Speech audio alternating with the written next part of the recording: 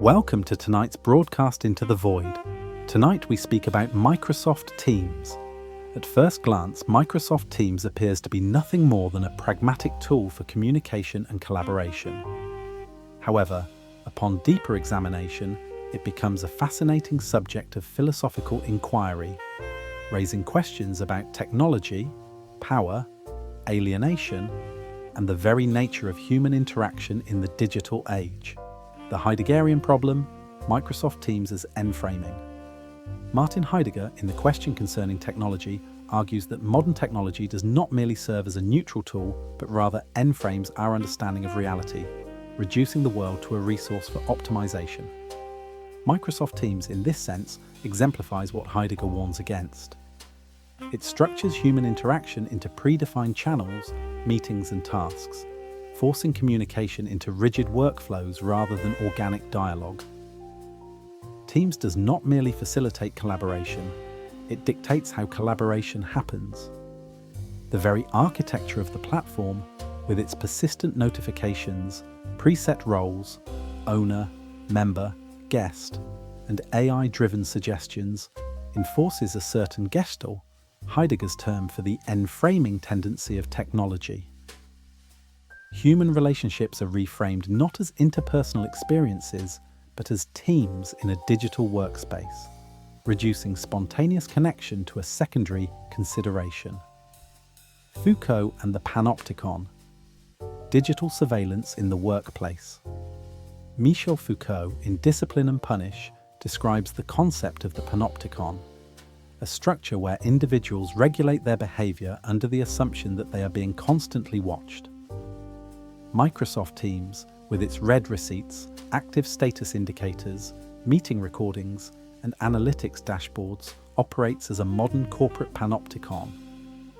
Employees, aware that their activity is logged, time-stamped, and visible to managers, self-discipline their behavior to align with corporate expectations. Just as Bentham's Panopticon ensured prisoners would behave as though they were being watched, Microsoft Teams ensures workers remain engaged by providing the constant possibility of managerial oversight. Even the simple act of appearing offline can itself be an act of resistance, much like Foucault's discussion of power relations and micro-revolts in systems of control. Marxist alienation. The disembodied worker. Karl Marx's theory of alienation is profoundly relevant in the context of remote work and Microsoft Teams. In Economic and Philosophic Manuscripts of 1844, Marx argues that under capitalism, workers become alienated from the product of their labour, since it is owned by the employer, the process of labour, since it is externally dictated, their fellow workers, since competition replaces authentic community, their own humanity, since they become a cog in the machine. Microsoft Teams exacerbates this alienation by removing the physical presence of the workplace while still maintaining its demands. The worker does not even see the walls of the factory or the office. Instead, they are reduced to an icon, a status indicator, a disembodied voice in a meeting. They may be at work without ever feeling connected to the work itself. In this way, Teams does not liberate workers, but digitally extends the capitalist workplace into their personal space, further blurring the boundary between labour and life. Baudrillard. The hyperreality of virtual presence. Jean Baudrillard's concept of hyperreality, where the distinction between reality and simulation collapses, is useful in understanding the experience of Microsoft Teams. In a Teams meeting, everyone is present, yet no one is actually there. Faces appear in rectangles, voices are compressed into data packets, and even time itself becomes distorted through latency and asynchronous messaging. What is real work in this context? The presence of an employee is simulated, green dot =, active.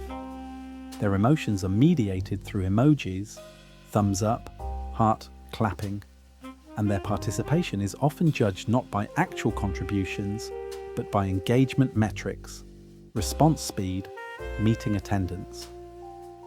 Microsoft Teams creates an environment where the appearance of productivity matters as much as productivity itself. A perfect Baudrillardian spectacle. Camus and the absurdity of digital meetings. Albert Camus, in The Myth of Sisyphus, describes the absurdity of human existence. We seek meaning in a universe that offers none. Nowhere is this more evident than in the phenomenon of pointless Microsoft Teams meetings, those weekly sync-ups that resolve nothing, where everyone nods in agreement only to leave and continue as before.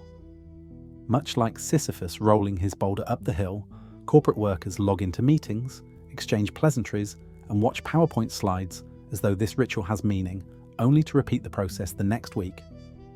Camus' solution to absurdity is to embrace it with defiance, much like the worker who logs in, mutes their mic, and continues living despite the meaninglessness of it all.